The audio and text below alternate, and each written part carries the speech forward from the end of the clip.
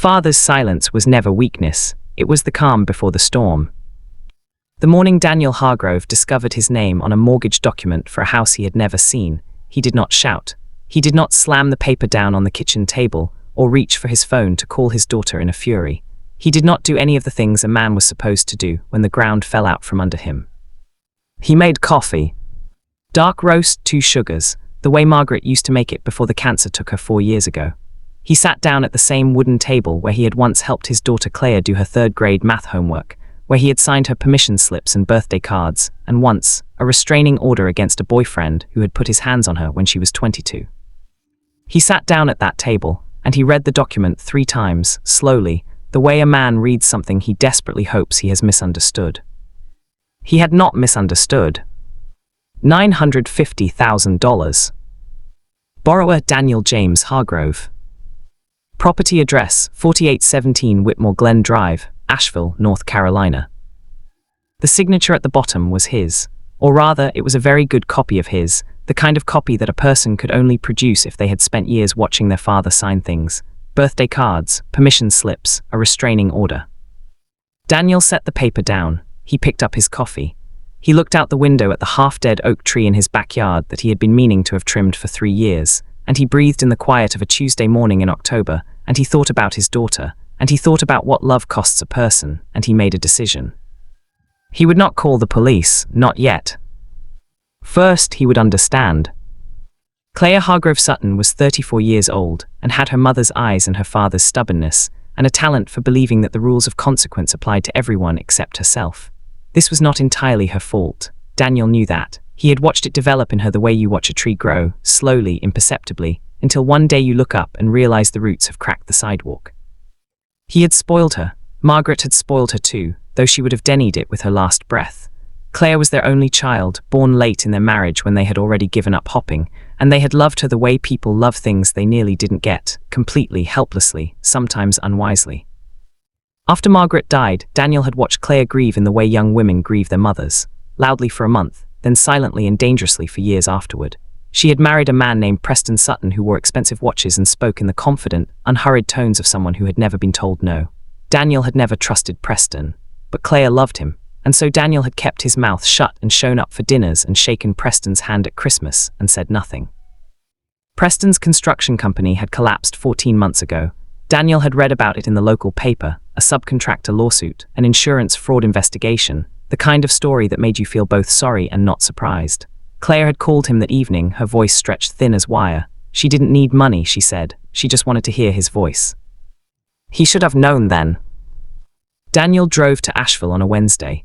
He had looked up 4817 Whitmore Glen Drive on his laptop the night before, and what he found had made him sit back in his chair, with the breath knocked clean out of him.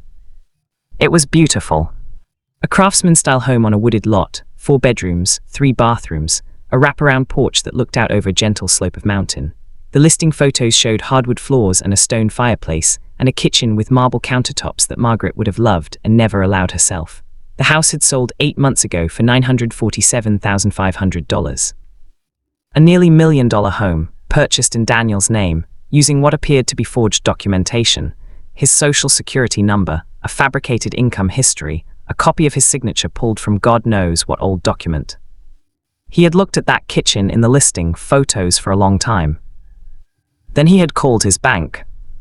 The loan was real. 8 months of payments had been made on time from an account he did not recognize.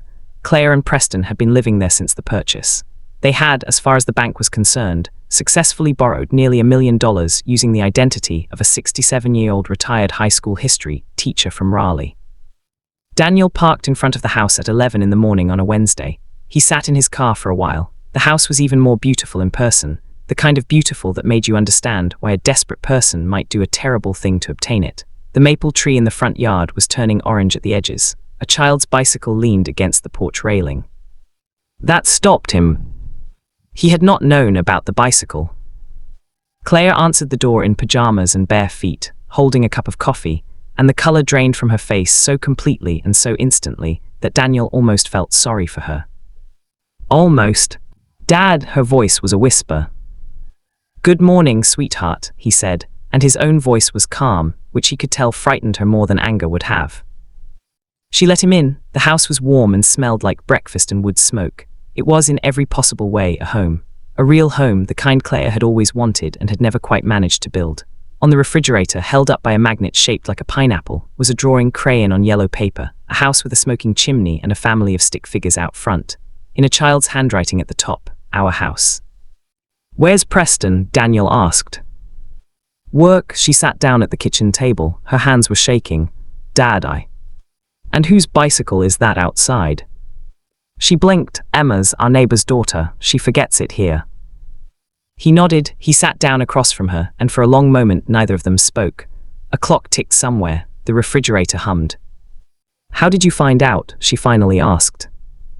"Credit monitoring service," he said. "Margaret's life insurance. The financial advisor insisted I sign up." Claire closed her eyes. "I want to understand," Daniel said. "Not forgive, not yet, but understand, tell me everything." And so she did. It came out in fragments, the way confessions always do, not in a clean narrative but in pieces, some of which had to be rearranged before they made sense. Preston's company had not just collapsed. It had been dismantled deliberately by a former business partner who had manipulated contracts and siphoned funds and left Preston holding a debt of $400,000 and no legal recourse that didn't cost more than they had. They had lost their rented apartment. They had spent 2 months in a motel room. Claire had found the land listing by accident, had shown it to Preston as a kind of sad joke, "Look what we'll never have," and Preston had looked at it for a long time and said something that had changed everything. "Your father's credit is perfect." She had said no. She had said no for 3 weeks. She told Daniel this and he believed her because he knew his daughter, knew the specific shape of her moral resistance, which was genuine but not always strong enough. Preston had worn her down with a logic that was almost reasonable if you didn't look at it too directly. Daniel wasn't using his credit. Daniel had no debt. The payments would be made. Preston had secured a consulting contract, good money. They would make every payment on time and eventually refinance the loan into their own names, and Daniel would never even need to know. Except Daniel now knew. "He told me you'd never find out," Claire said, and the way she said it, with a terrible, exhausted grief, told Daniel that she had stopped believing that long ago. "I told myself I would tell you when we got settled, when things were better, when I could explain it in a way that didn't sound like what it was." "What is it?" Daniel asked, not unkindly. She looked at him. "Identity fraud, forgery, a beat. I could go to prison." "Yes," he said, "you could." The clock ticked, the refrigerator hummed. "Dad," she said, and her voice broke on the single syllable, split it down the middle like a piece of green wood. "I'm so sorry. I know it doesn't fix anything, but I am so sorry." Daniel looked at his daughter. He saw the woman she was, which was complicated and frightened and capable of real wrong. He also saw the little girl who had fallen asleep on his shoulder on car rides, who had called him crying from college after her first real heartbreak, who had held his hand at Margaret's graveside and whispered, "We'll be okay, Daddy," even though she hadn't believed it any more than he had. He thought about what it cost a person to love their child. He had always thought it was sacrifice. He was learning now that sometimes it was something harder. Daniel had spent the 3 days between finding the document and driving to Asheville very carefully. He had not been idle.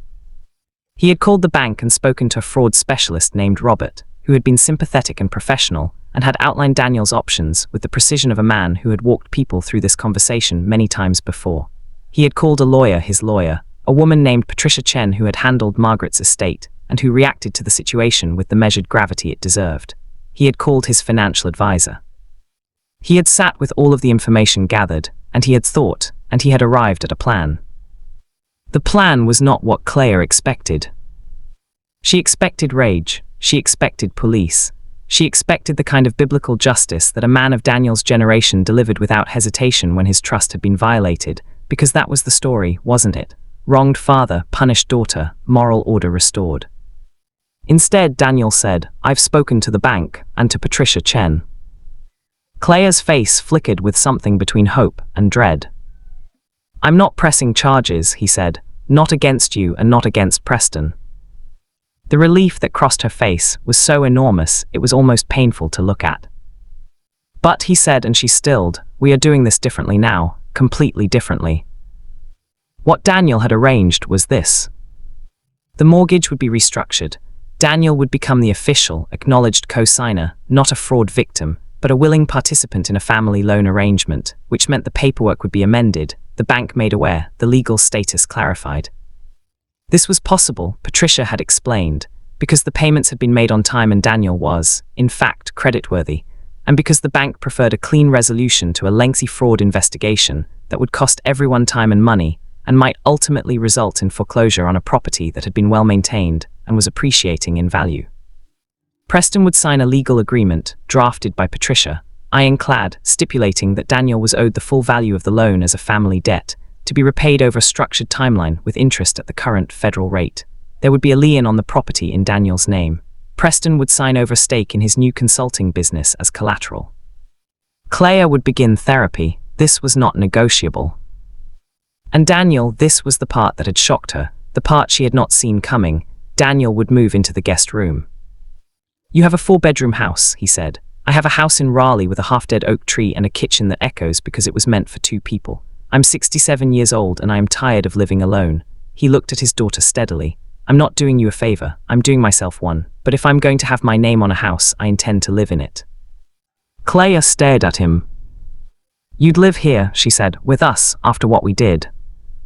"I'd live here because of what you did," he said, "because it reminded me that I have been very far away from the only family I have left, and that time is not something I have in unlimited supply." He paused. "And because whoever borrowed that money on my behalf apparently has excellent taste in kitchen countertops." Claire laughed. It was a broken, startled, watery laugh, the kind that comes out of a person when they have been braced for catastrophe and received grace instead. She pressed her hand over her mouth and her shoulders shook, and Daniel waited until she was done, the way he had always waited for her storms to pass. Preston came home that evening to find his father-in-law sitting at the kitchen table, a cup of coffee in hand, a legal document on the table between them. He stood in the doorway for a long moment, and Daniel could see him calculating, running the angles, assessing the situation, trying to determine what posture to take. Preston Sutton had spent his whole adult life determining what posture to take. "Sit down, Preston," Daniel said. Preston sat. "I want you to understand something," Daniel said. "I'm not doing this because I forgive you. I'm doing it because Claire loves you and because I love Claire and because I believe that people can be better than the worst thing they've ever done." He slid the document across the table. "But I need you to understand, I am not a man whose trust you want to violate twice. Patricia Chen has copies of everything. Robert at the bank has copies of everything. If one payment is missed, if one clause of this agreement is broken, if I ever have any reason to believe you are not honoring this arrangement, the full legal weight of what you did comes down. Not partially. Completely." Preston looked at the document. He looked at Daniel. "Yes, sir," he said, quietly, without the usual armor. It was, Daniel thought, the most honest thing he had ever heard the man say. Daniel moved in on the 1st of November. He brought his books, his coffee maker, Margaret's quilt, and a photograph of the two of them taken on a hiking trip in 1987, young and laughing, somewhere in the mountains of North Carolina. He put the photograph on the windowsill of the guest room, which had good light in the mornings.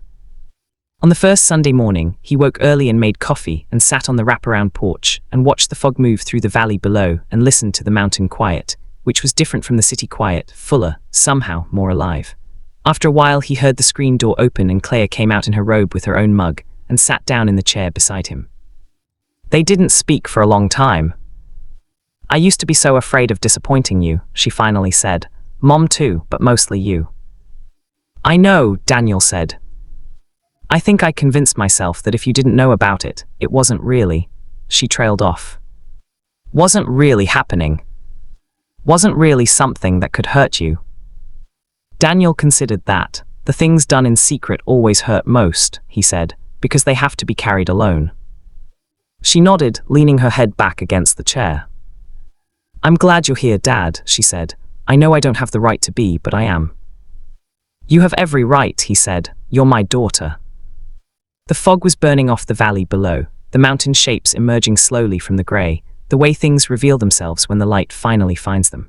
Daniel Hargrove drank his coffee and looked out at the view that bore his name on a document he had not signed, from a house he had never chosen, in a life he had not planned. It was, he thought, the most at home he had felt in 4 years. Some things that begin in betrayal, if tended carefully enough, can grow into something true. He had taught enough history to know that. He looked at his daughter, and he let himself believe it. The oak tree in Raleigh was trimmed that winter, and the house sold in the spring. Daniel used the proceeds to pay down the first 2 years of the mortgage. He never told Preston, he told Claire. She cried for 20 minutes, then she made dinner. It was the best meal he had eaten in 4 years.